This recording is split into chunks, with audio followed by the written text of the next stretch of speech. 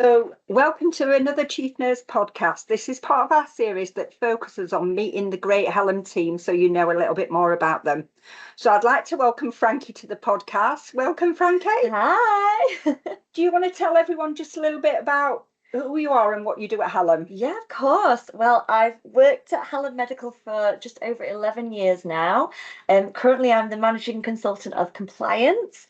So this mainly is me overseeing registrations of new clinicians and making sure our compliance is to framework standard.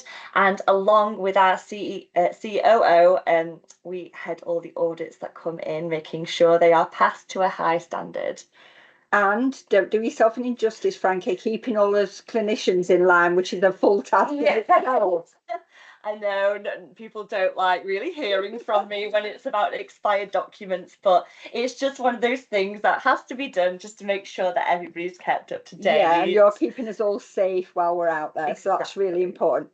So, what's your favourite part of your role at Hallam Medical and why?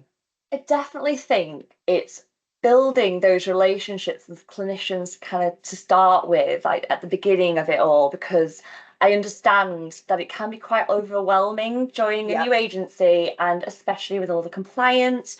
But me and Jodie, who I work alongside, we're there to help and make sure that everybody gets through easily, quickly, and to give them any support that they require. And it's nice because you really get appreciation from clinicians when you've helped them get registered and to set up for work. And that's true from a clinical point of view, Frankie. You don't get that support anywhere else, so it is really nice to have that support. So, good one for you now. If Hallam HQ had a theme song or a motto, what would that be? Oh, this is difficult. I would probably say, ain't no mountain high enough. With compliance, there are things that can come up where you think, oh, it's impossible to sort. And you know what? We definitely are there to help and can sort things for people. So nothing is impossible, let's just say that. That is so true, and you guys do a fantastic job of that. So if we had a day in Hallam Medical that you had to swap jobs with someone at Hallam Medical for a week, who would it be and why would it be them? It would be brand and marketing, and not just because I'm close to Charlotte, who obviously deals with our branding and marketing. It's because actually at university I studied advertising. Really? Yes. So technically, it would be something that I could use those skills in. But you know what? I never did it. I never went for brand and marketing. Just started doing compliance. So and do you ever think about that now you see Charlotte in action? You know what? She makes it look amazing. But the thing is, what she does. Like, I don't think I could do that. Yeah. She has such an eye for things Yeah. that I don't have. But just for one day to be in her shoes to do what she does would be amazing. And it's not all, honestly, it's not all about the TikToks and, there's so much more behind yes, it. there's so much. Yeah. So, as you well know, as such a long-standing member of the team, one of our core values is our team. So what does a great team mean to you? I would say a great team means to me people who have got your back and support you. Definitely, like, in work situations and also in personal situations, and it works either way. But I've always, throughout my 11 years being here, have felt supported by Hallam, and the people who work here have just been amazing. And, I wouldn't be where I am today without anybody. And I would totally echo that. I'm coming up to just over 2.5 years now, and it's one of the best, most motivating teams that I've ever worked with. Aww. So personal questions now, Frankie. Let's go away from work and go a bit more about you. What did you want to be when you grew up? So when I was young, I really loved drama and dance. And it sounds so silly, but I always wanted to be in theatre shows. But I never had that confidence for it. Oh, and I wasn't very good. Did you? But I think I disagree with that. For you, those out there listening, I spend my days listening to Frankie singing while we're at work, and she is quite good. And did you ever go off and investigate that at all? Did you get close to it? Did you do things as a child? Did you do dance classes and? Yeah, it was more like when it was GCSE time. Yeah, like I loved being part of like theatrical performances that my school used to do. I was in Granny was a Buffer Girl at the Lyceum. Oh, sorry, Crucible. Mistake there. But yeah, so it was always like something that I did as part of my kind of time at school where I just wanted to do it for fun. And then I was like, oh, this could be a career.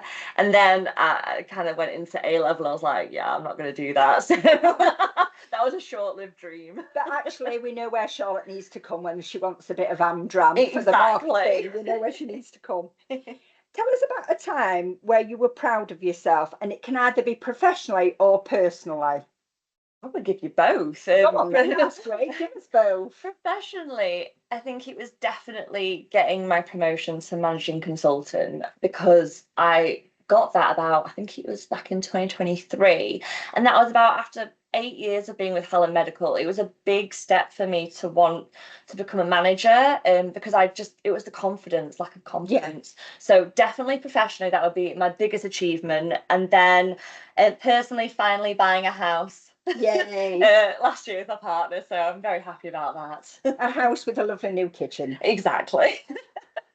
So tell me an interesting fact that people might not know about you.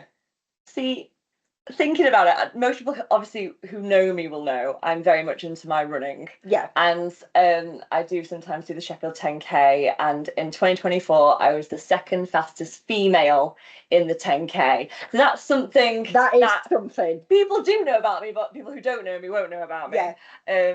But yeah. But not everybody knows that about you. No. So that is an interesting fact about you. If you could relive one day in your life, not to change it, just to experience it again, what would it be?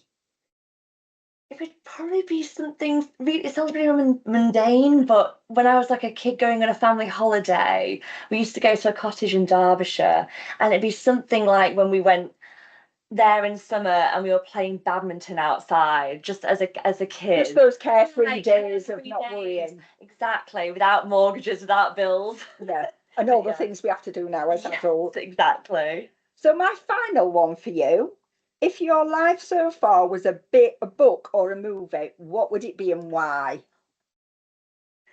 So, the title of it? Yeah. Yeah, okay. I joked with Charlotte that it'd be a series of unfortunate events.